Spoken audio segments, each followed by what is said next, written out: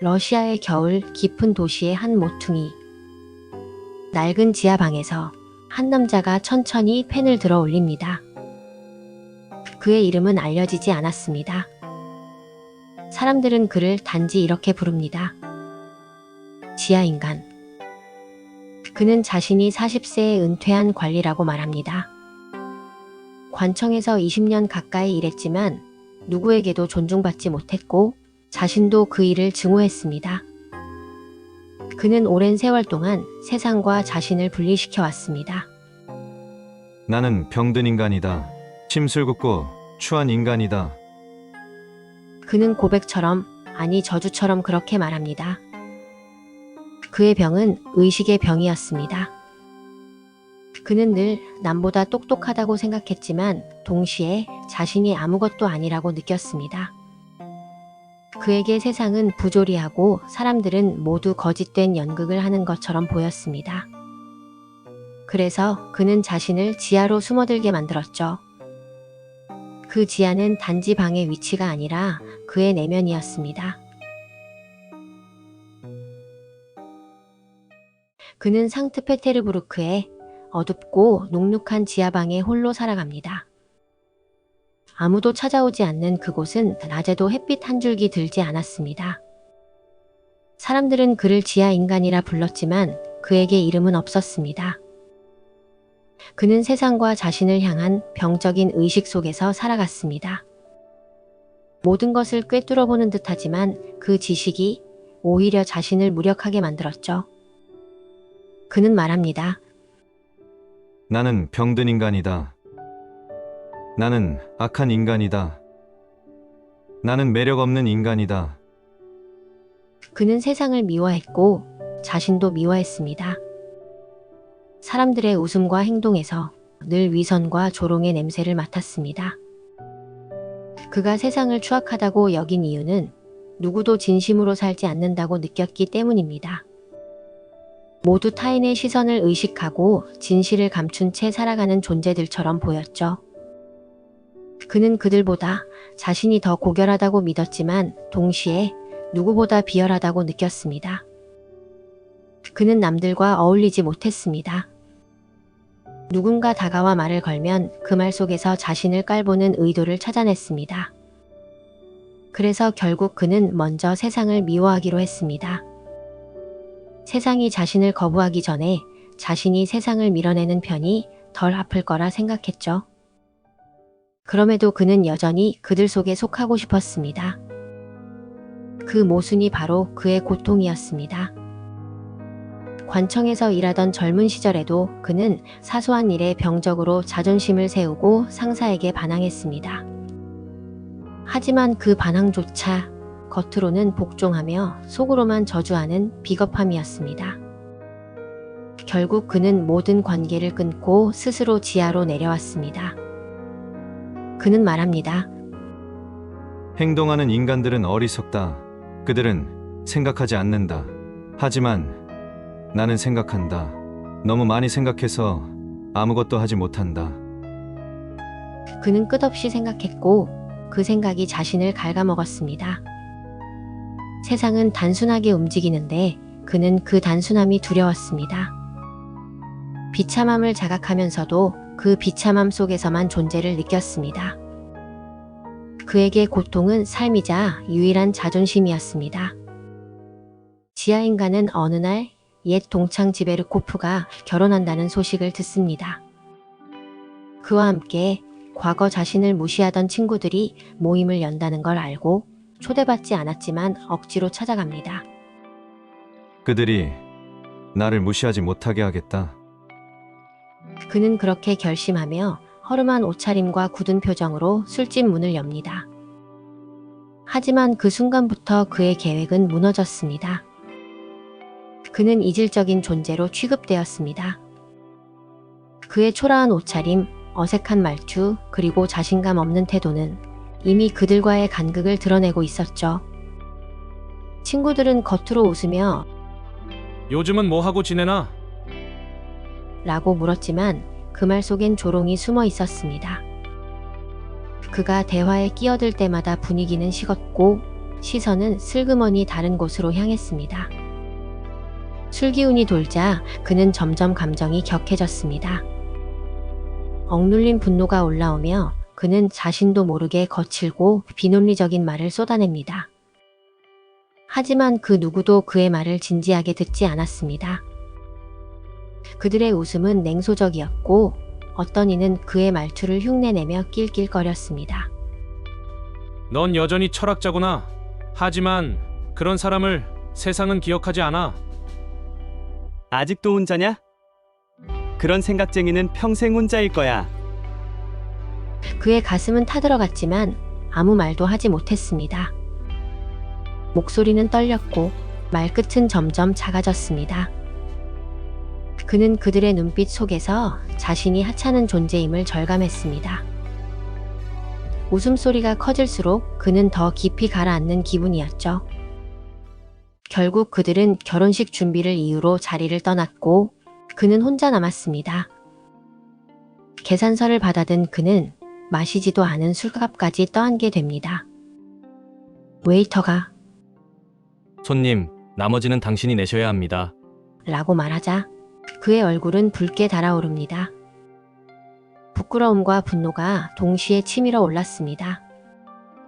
그는 생각합니다. 그들은 나를 잊은 게 아니라 애초에 나를 사람으로 여기지 않았던 것이다.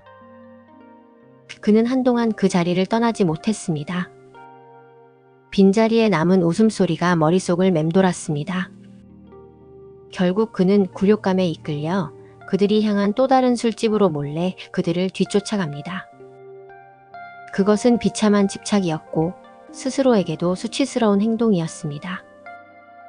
그러다 그는 그들이 향한 곳 음침한 뒷골목의 매춘굴 앞에서 걸음을 멈췄습니다.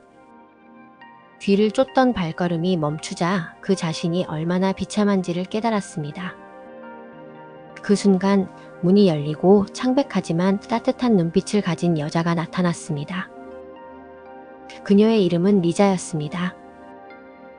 그녀는 그를 손님인 줄 알고 말을 걸었고 그는 아무 말 없이 그저 그녀의 눈을 바라보다가 무심히 방으로 들어섰습니다. 허름한 방, 눅눅한 공기, 그리고 절망의 냄새 속에서 그는 갑자기 말하기 시작했습니다. 이런 삶은 당신을 망가뜨릴 거요. 인간은 스스로를 존중해야 해. 그는 마치 그녀를 구원하려는 사람처럼 말했지만 그 말은 사실 자신을 향한 것이었습니다. 그녀 앞에서만큼은 자신이 고귀한 인간인 듯 착각하고 싶었던 것입니다. 며칠 뒤 리자는 그를 찾아왔습니다. 낡은 계단을 내려와 그의 지하방 문을 두드렸을 때 그녀가 본 것은 초라하고 불안한 남자였습니다. 그는 그녀를 보자마자 분노와 수치심에 사로잡혀 소리쳤습니다. 가! 나 같은 인간은 아무것도 구할 수 없어! 그러나 리자는 조용히 그의 손을 잡았습니다. 그 순간 그는 무너졌습니다. 그녀의 손끝에서 느껴진 온기 속에서 자신이 얼마나 외롭고 불쌍한 인간이었는지를 깨달았습니다. 그녀가 떠난 후 그는 오랫동안 울었습니다. 그 울음은 단순한 슬픔이 아니라 자신에게서조차 도망칠 수 없다는 절망의 통곡이었습니다. 그는 비로소 알게 되었습니다. 그가 혐오했던 세상, 비웃던 인간들 모두 자신의 모습이었다는 것을. 그의 지하는 세상으로부터의 은신처가 아니라 자신으로부터의 도피처였던 것입니다. 세월이 흐르고 그는 여전히 그 방에 남아 있었습니다. 낡은 책상 한쪽 벽의 곰팡이 희미한 불빛 아래에서 그는 여전히 생각하고 또 생각했습니다. 그리고 그렇게 말합니다. 나는 여전히 살아있다. 하지만 그것이 무슨 의미가 있는가? 나는 살아있지만 삶 속에 있지 않다. 그의 이야기는 끝나지 않습니다. 그것은 도스토옙스키가 인간 내면의 심연을 향해 던진 하나의 거울입니다. 그 속엔 우리 모두의 그림자가 있습니다. 세상을 미워하면서도 세상 속에 속하고 싶은 마음. 아무것도 믿지 않으면서도 누군가에게 이해받고 싶은 갈망. 지하 인간은 결코 한 사람의 이야기가 아닙니다. 그것은 인간이라는 존재 전체가 품은 영원한 모순의 초상입니다. 도스토옙스키의 지하생활자의 수기는 단순히 한 남자의 불행이나 우울한 인생 이야기가 아닙니다. 이 작품은 지하인간이라는 인물을 통해 세상과 인간의 본질을 아주 깊이 파헤친 작품입니다. 겉으로 보면 그는 사회에서 완전히 밀려난 사람입니다. 친구들에게 무시당하고 술자리에서 모욕을 당하고 사랑이라 믿었던 순간조차 위선으로 끝나는 비참한 인물로 보이죠. 하지만 도스토옙스키는 이 인물의 비참함 자체를 통해 인간이 가진 모순과 진실을 보여주려 했습니다. 지하인간은 스스로를 너무 많이 생각하는 사람이라고 말합니다. 그는 모든 걸 분석하고 모든 행동을 계산하다 보니 결국 아무것도 하지 못하게 된 사람입니다. 세상을 미워하지만 그 안에 속하고 싶고 사람들을 비난하면서도 그들의 인정을 갈구하죠. 이 모순, 바로 생각은 깊지만 아무것도 하지 못하는 인간의 모습이 도스토옙스키가 보여주고 싶었던 인간의 딜레마입니다. 작품 속에는 여러 모욕의 순간들이 등장합니다. 친구들 앞에서 느낀 수치, 자신이 마시지도 않은 술값을 떠안은 굴욕, 그리고 사람들의 조롱과 무관심. 이런 작은 상처들이 쌓여 한 사람의 마음을 어떻게 무너뜨리는지를 보여주죠. 그런데 도스토옙스키는 단순히 그를 불쌍한 피해자로 그리지 않습니다. 지하인간은 자신을 불쌍히 여기면서도 동시에 타인을 깔봅니다. 리자에게 했던 설교도 사실은 그녀를 돕기 위한 게 아니라 나는 너보다 도덕적으로 우월하다는 자기만족이었어요. 결국 그는 진심이 아니라 자기 위안을 말했던 거죠. 그래서 지하생활자의 수기는 타인에 대한 혐오와 자기 혐오가 어떻게 서로 얽혀 한 사람을 끝없이 고립시켜 가는지를 보여주는 작품입니다. 이 소설은 또한 현대 사회에 대한 경고이기도 합니다. 19세기 상트페테르부르크는 출세와 돈, 명예를 중시하는 도시였어요. 지하인간은 그런 사회의 냉정함과 위선을 견디지 못했습니다. 그의 분노는 단순한 개인적 감정이 아니라 진심이 사라진 세상에 대한 반항이었죠.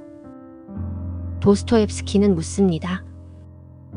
과연 인간은 오직 이성과 효율로만 설명될 수 있는 존재인가?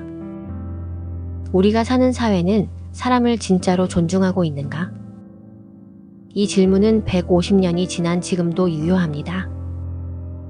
SNS 속에서 비교하고 끊임없이 경쟁하며 보이는 나를 만들어내는 시대. 지하인간의 고독은 지금 우리의 모습과도 닮아 있습니다. 그렇다면 이 작품이 오늘 우리에게 주는 메시지는 무엇일까요? 첫째, 무심함을 멈추라는 것입니다. 리자가 보여준 단순한 손길, 그 한 번의 연민이 지하인간의 마음을 흔들었듯 우리도 일상 속에서 그런 따뜻한 시선을 잃지 말아야 합니다. 둘째, 자기 성찰은 필요하지만 자기 연민은 위험하다는 점입니다. 지하인간은 자신의 고통에 빠져 그것을 일종의 자랑처럼 여겼습니다. 하지만 그건 결국 스스로를 고립시키는 길이었죠. 진짜 성찰은 자신을 비판하는 데서 끝나는 게 아니라 타인과의 관계를 다시 시작하는 데서 완성됩니다. 셋째, 굴욕과 배제는 개인의 문제가 아니라 사회의 문제라는 사실입니다. 도스토옙스키는 사회가 어떻게 사람을 밀어내고 그로 인해 한 개인이 어떻게 망가지는지를 보여줍니다. 따라서 우리도 제도와 문화가 누군가를 외롭게 만들고 있지 않은지 돌아봐야 합니다. 그리고 마지막으로 이 소설은 연민의 힘을 말합니다. 리자의 손길은 지하인간을 완전히 구원하지는 못했지만 그가 자기 위선을 깨닫게 만들었죠. 도스토옙스키는 이렇게 말하는 듯 합니다. 진짜 변화는 거창한 이론이 아니라 서로를 이해하려는 작은 연민에서 시작된다. 오늘 이 이야기를 듣는 여러분께 꼭 전하고 싶은 말이 있습니다. 누군가를 냉소적으로 바라보기 전에 그 사람의 아픔을 한 번쯤 떠올려 주세요.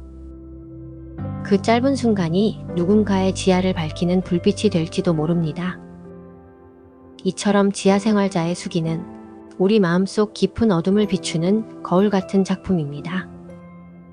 불편하지만 그 어둠을 마주할 때 비로소 진짜 변화가 시작됩니다. 오늘 영상이 마음에 남았다면 좋아요와 구독으로 함께 해주세요. 다음 시간에는 또 다른 고전으로 찾아뵙겠습니다. 끝까지 함께 해주셔서 감사합니다. 다음에 또 만나요.